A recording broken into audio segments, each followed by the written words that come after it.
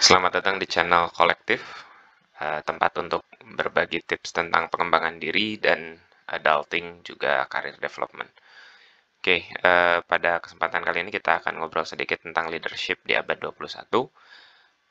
Kenapa ini penting dibahas? Karena ada berbagai gaya kepemimpinan yang dianggap sudah tidak relevan, dan karena sistem kerja, keadaan, jenis pekerjaan, model bisnis yang terus berkembang membuat proses suatu organisasi itu di dalamnya manajemennya itu pun berbeda gitu. Nah, termasuk sekarang tentang leadership-nya ya gitu. Nah, selama ini sebetulnya kita mengenal secara garis besar itu ada dua tipe leadership ya.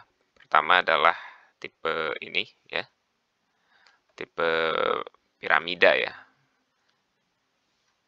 Piramid. Oke, satu lagi. Ada ini nanti kita jelaskan ya. Nah, di sini biasanya tentu saja adalah leader. Jelek ya tulisannya, nggak apa-apa. Leader. Terus di sini ada member ya.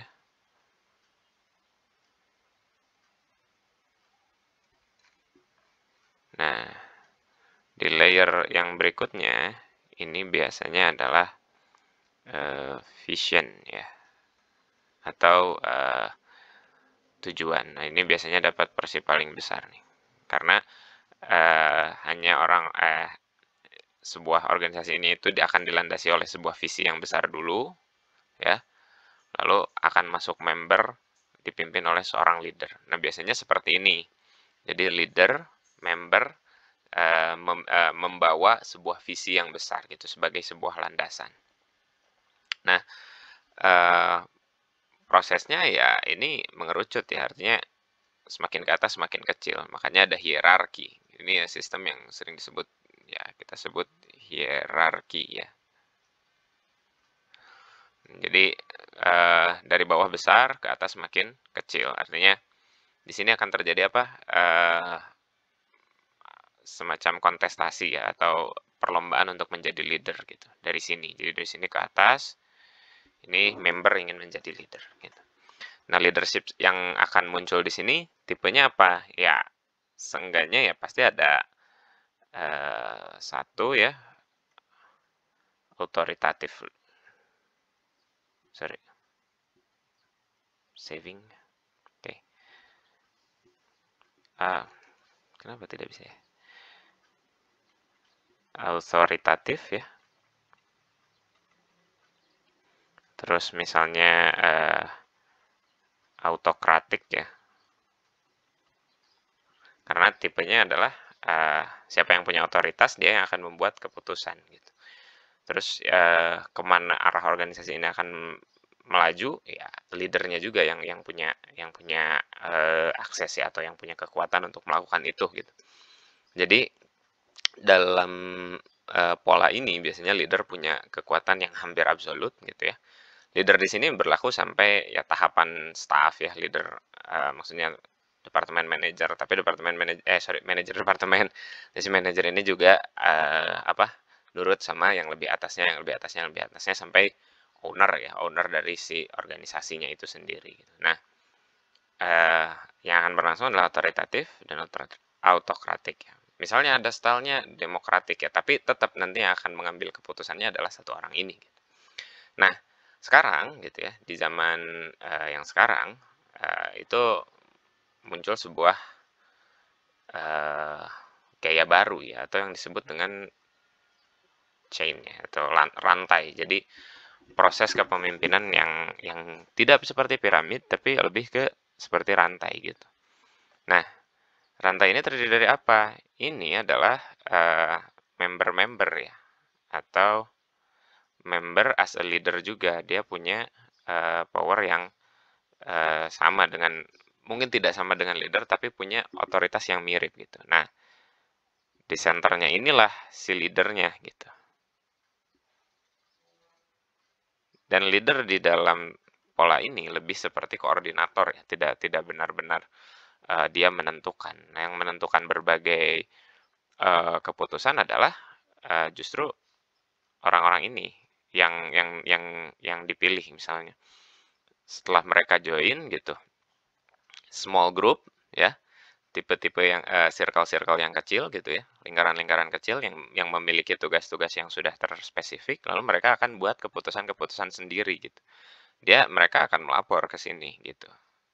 Nah, gitu. Tapi tujuan dia ini bukan bukan menentukan, tapi lebih ke sebagai rekan partner diskusi lah gitu, bagaimana ini baiknya dan segala macam. Dia tetap punya otoritas, si leader ini ya pada akhirnya akan tetap punya otoritas, tapi tidak sebesar seperti di sini gitu. Nah, di sini dituntut setiap circle ini yang punya kemampuan gitu ya untuk menentukannya. Nah, di mana ini diterapkan? Ya banyak di perusahaan-perusahaan yang seperti startup itu sudah mulai menerapkan hal seperti ini. Keunggulannya apa? Adalah uh, ide bisa lebih bervariasi ya, itu satu. Terus lebih produktif, artinya circle ini bisa memproduksi apa, circle ini memproduksi apa gitu, tanpa satu perintah terpusat gitu. Nah, konsekuensi lainnya apa? Si leader ini harus cerdas ya, artinya IQ, bukan IQ, sorry, harus punya intelijensi yang bagus, bisa mengambil keputusan yang bagus. Nah, ini lebih ke paket komplit nantinya ya. Jadi si uh, si apa namanya? Si anggotanya itu lebih harus bisa punya paket komplit gitu. Dia bisa leading gitu ya, bisa innovating juga gitu di sini. Nah, sistem seperti ini yang sering juga sekarang gitu ya, sering disebut dengan holakrasi ya. Jadi holakrasi itu adalah kebalikannya hierarki. Jadi tidak terstruktur seperti ini, tapi lebih kepada lingkaran-lingkaran yang independen, lalu dikontrol oleh seorang leader sebagai koordinator gitu. Nah, ini sebenarnya sangat cocok banget gitu untuk kalau teman-teman sedang melakukan inisiasi dengan komunitas gitu ya. Misalnya teman-teman bikin komunitas kecil atau bisnis kecil. Nah, ini sebenarnya sangat bisa diandalkan dengan tipe leadership yang seperti ini gitu. Sekarang kita akan masuk ke dalam stylenya. Jadi leadership stylenya yang muncul dari pola yang tadi ya, chain itu dengan abad 21 itu adalah satu coaching, charismatic leadership, servant leadership, inovatif, dan pace setters. Kita mungkin mulai dari coaching dulu. Nah, coaching ini adalah tipe leadership yang mungkin paling cocok ya untuk yang pola yang tadi gitu, karena dia lebih kepada asking ya. Askingnya ini bertanya ya, bukan menyuruh ya, bukan instructing gitu. Jadi bukan memberikan instruksi tapi bertanya. Misal, jadi ini members akan mengajukan ide kepada leaders. Nah, leaders ini akan bertanya kepada si pembuat ide ini, kenapa ide itu diambil, misalnya dia bisa menjelaskan rasionalisasinya masuk, lanjut, jalan gitu. Kalau enggak ya leadernya ini, dia harus coaching, dia harus memberikan stimulus-stimulus, kenapa misalnya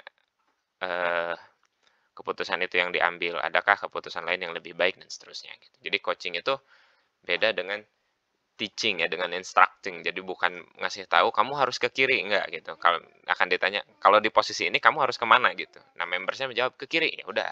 Oke, kayak gitu. Nah, yang kedua adalah charismatic leadership ya. Nah, charismatic leadership ini juga style yang lahir belakangan ya. Ini seperti misalnya iya, leader-leader yang punya inilah, punya karisma bagus ya gitu. Kalau zaman sekarang siapa ya? Elon Musk misalnya gitu. Figuratif ya. Jadi lebih ke sosok sih gitu. Jadi karismatik ini lebih ke sosok. Jadi bagaimana mempengaruhi orang-orang di dalamnya itu berdasarkan sosoknya dia gitu. Jadi ini charismatic leadership. Berikutnya adalah servant leadership itu atau leadership dengan gaya yang melayani. Nah, ini juga leadership yang lahir belakangan gitu ya, yang lahir sekarang-sekarang, dengan proses yang dimana si leadersnya ini turun gitu. Jadi leader itu turun, dia langsung bertanya ke member apa yang bisa dibantu gitu di situ. Jadi misalnya membersnya butuh apa, dia turun gitu. Dia membersnya perlu apa, dia langsung ngasih gitu di situ gitu. Jadi misal ada di dalam timnya ada seorang desainer gitu. Nah, si desainernya ini ternyata laptopnya jelek dan segala macam gitu ya. Dikasih langsung gitu dari sini. Dari si leadernya akan dikasih untuk membuat dia bisa gitu. Bisa lanjut kerja, karena kalau misalnya si orang yang di bawahnya ini bisa melakukan hal yang maksimal gitu, pasti organisasinya juga akan tumbuh maksimal. Terus yang berikutnya adalah inovatif leadership. Jadi nah ini yang dicari ya. Jadi leadersnya adalah leaders yang pintar gitu. Karena gini, tidak harus leader itu kan paham untuk, dalam artian dia bukan orang terpintar di dalam kelompok itu gitu biasanya gitu. Terus kalau misalnya di sepak bola dia bukan orang paling jago main bolanya gitu misalnya, nggak gitu juga kan gitu kalau yang jadi leadersnya itu. Yang penting dia bisa merangkul banyak orang gitu, orang bisa nurut sama dia dan seterusnya gitu. Tapi kalau inovatif leadership itu leadersnya itu harus paling paham dalam bidang yang sedang dia kuasai itu gitu. Misalnya jadi leaders adalah the best gitu ya, the best di dalam bidang itu gitu. Misalnya bidangnya apa ya, bisnis makanan gitu, misalnya punya bisnis makanan, teman-teman terus ingin sudah jadi leader di situ. Nah, teman-teman itu adalah yang paling jago di dalam masakan itu gitu.